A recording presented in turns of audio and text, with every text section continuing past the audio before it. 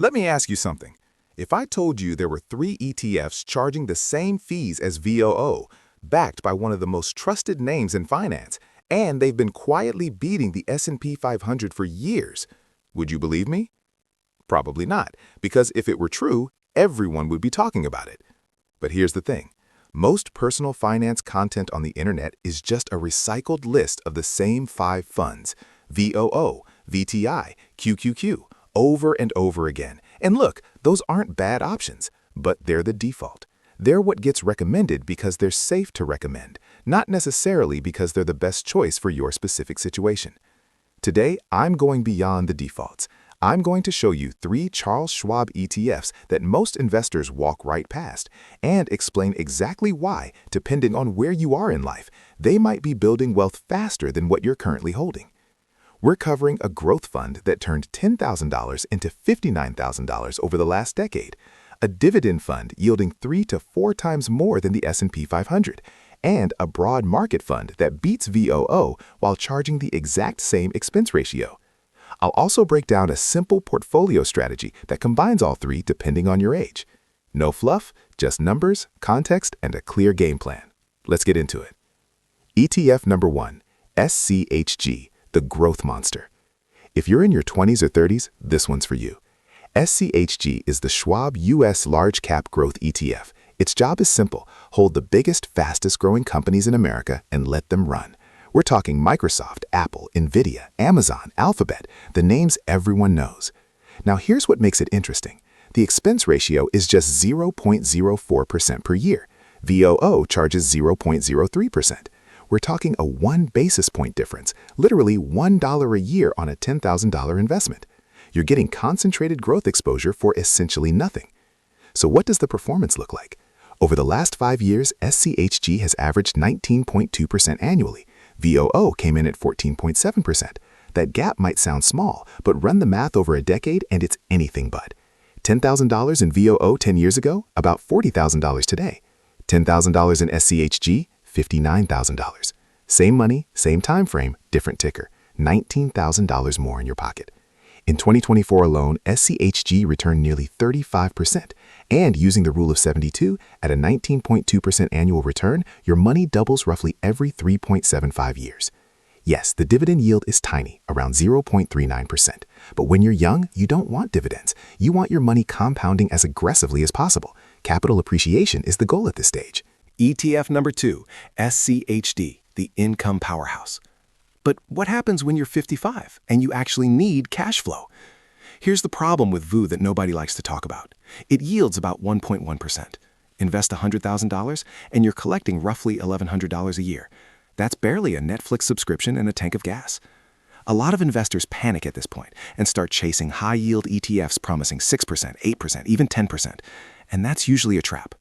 Those funds are often full of struggling companies propped up by unsustainable payouts. SCHD takes a completely different approach. The Schwab US Dividend Equity ETF tracks the Dow Jones US Dividend 100 Index, which has one strict requirement. Companies must have paid and grown their dividends for at least 10 consecutive years. That's it, no exceptions. What you end up with are names like Coca-Cola, Lockheed Martin, and ConocoPhillips, companies that have kept writing checks to shareholders through recessions, pandemics, and market crashes. The current yield, between 3.67% and 4.12%. That's 3 to 4 times what VOO pays. Put $10,000 in, and you're collecting $370 to $410 a year in dividend income every year, every quarter, deposited right into your account. And these are qualified dividends, meaning you're taxed at 15 to 20% rather than your ordinary income rate. You keep more of what you earn. Over 10 years, even with more modest price appreciation, that $10,000 grows to around $32,500 while you've been collecting income the whole time. For anyone over 50, this is how you build a retirement paycheck that doesn't require you to sell a single share. ETF number 3, SCHB, the quiet outperformer. Here's my issue with VOO. It only holds 500 companies. You're getting the generals, but leaving 2,000 soldiers behind. And some of those soldiers are tomorrow's Apple or Amazon. SCHB fixes that. The Schwab US Broad Market ETF holds over 2,500 companies, large caps, mid caps, small caps, essentially the entire US stock market in a single ticker. And the expense ratio? 0.03%, identical to VOO. Over the last 10 years, SCHB returned 15.07% annually versus VO's 14.78%. That's outperforming the S&P 500 at the exact same price. $10,000 in SCHB over that period, $40,450. $10,000 in VO, $39,300. Not a dramatic gap, but over 20 or 30 years, it compounds into a real difference. And you're getting better diversification in the process. When big tech pulls back, your mid caps and small caps absorb the shock. When small caps struggle, your large caps hold the floor. SCHB isn't trying to be flashy. It's your steady, diversified core holding. It's not the hero, it's the foundation. The strategy. Now, let's put it all together with a practical allocation strategy based on age. And before I give you the numbers, I want to acknowledge something. There's no single allocation that's right for everyone. Your risk tolerance, income, timeline, and goals all matter.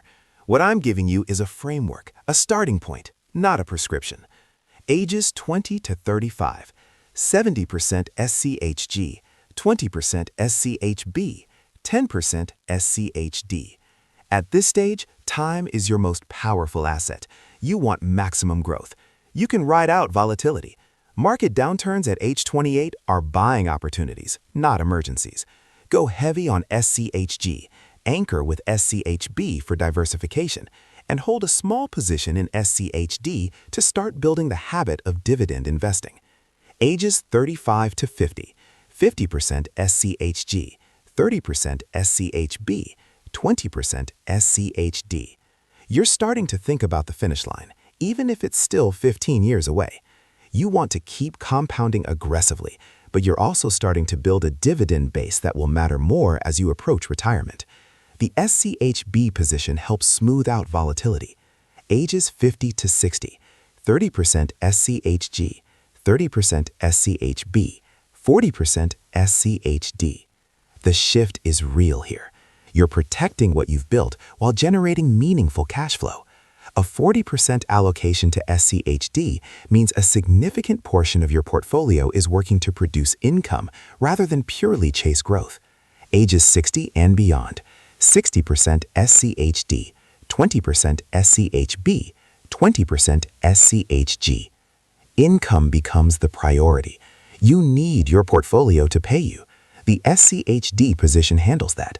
The SCHB and SCHG positions keep you growing ahead of inflation because even in retirement, your money needs to last 20 to 30 more years.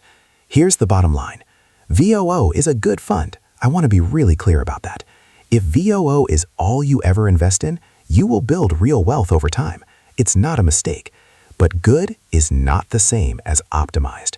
And the difference between 14% annual returns and 19% annual returns over 3 decades isn't a small number. It's potentially a decade of your life. It's the difference between working until 65 because you have to and stepping away at 55 because you chose to. These 3 funds, SCHG for growth, SCHD for income, SCHB for diversification, are each doing something distinct. And when you combine them strategically based on where you are in life, you're building a portfolio that evolves with you rather than staying static while your needs change.